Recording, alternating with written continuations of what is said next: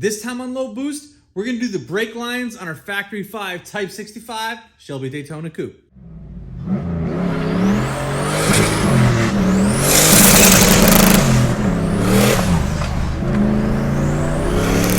I'm mocking up how I want to run these hoses. Some people put both of these into a Y and then go into one reservoir. I don't want to do that for multiple reasons, because that will create 3 more joints, 3 more connections that I have to close off with hose clamps. So there's 3 more incidences that I could have leaks. So I'm just going straight from this, straight into these 2, and then I'm going to get a 3rd can just for the clutch. Might get a smaller one and mount it right here. And then I'll have all 3 of them there. I just have them zip tied for looks for now. And I have 3 holes drilled. I'm going to use grommets. And I think that's how I want to do it. I want less opportunities for leaks, especially in the footwell. These go to the front brakes. So I just did a 90 here. I'll zip tie that there. And I went through here and here. The manual actually states you can go through here, but I just didn't want it to be that far out. Just didn't think it looked as clean. Tucked behind here, it's nice and clean all the way under and down.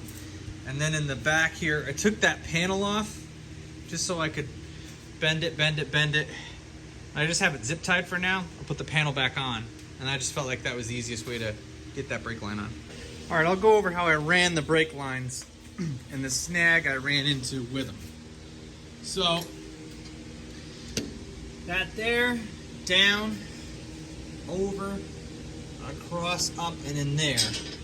The only downside is I ran that around the rack just because it was longer than I originally was going to do it.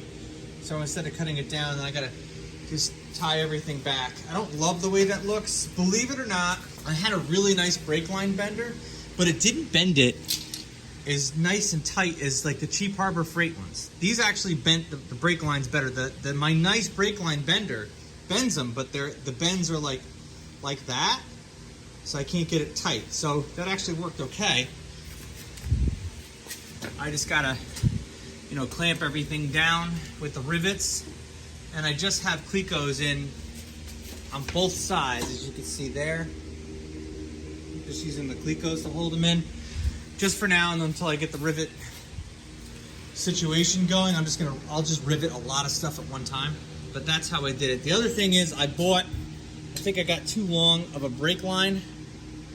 So I either got to tie it up or figure something else out, because when it's a full lock, it rubs. So I just got to figure that out. But that's just a simple brake line issue that I can fix. But front brakes are done.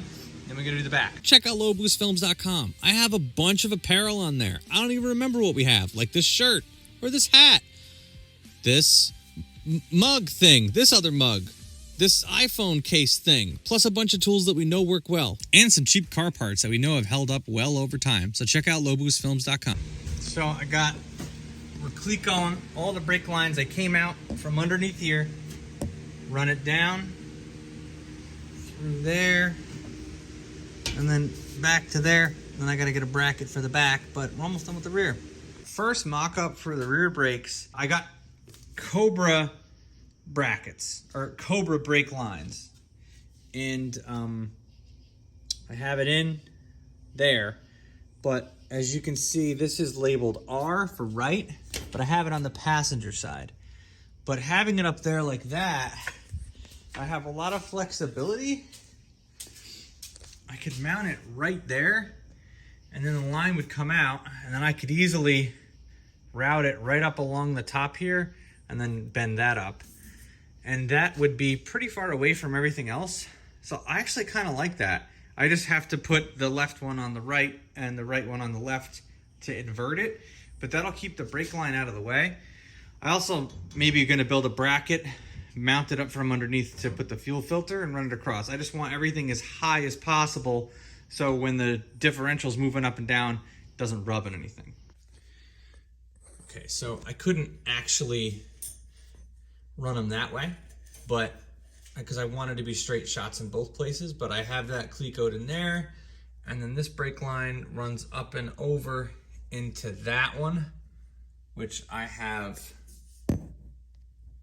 a riv nut holding it in It's holding it on pretty good, and then going into the actual brake itself. And then the exact same thing on the opposite side, going in with the rib nut so I can remove the brake line if I have to, and then going into the brake itself. So I think that that's going to work. I may make some braces and tie it in. I'm also starting to run the wires. As you can see, that'll be a different video, but that's becoming a big thing now too. So I'm slowly chipping away at things on the Daytona. Now that I actually have a full brake system, all I got to do is bleed those brakes and it'll stop on its own.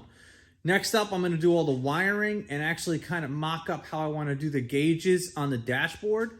And then I think I'm going to take everything out and get all this like raptor lined or lizard skinned, just so we can have some extra sound deadening. I might as well do this while I have the whole thing apart right now. So it's a slow process, but I'm getting a lot more done here at my house as opposed to being at my parents'. So I'm really excited about that. But make sure to hit the subscribe button because I have a whole bunch of videos on this thing. I'm going to put them all in bits and pieces to show you guys each and every step as I go. That way, if you want to build one of these yourselves, you can come back and check out these videos and see how I did it. Either to do it that way or to not do it that way. So thank you very much for watching. In the meantime, if you can't wait till next week's video, make sure to check out these videos that I already have ready to go.